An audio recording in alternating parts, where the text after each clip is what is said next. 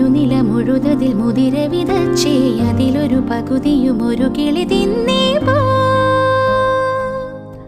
പൂവേണം പൂപ്പട വേണം പൂവിളി വേണം പൂണാരം ചാർത്തിയ കന്നിപ്പൂമകൾ വേണം.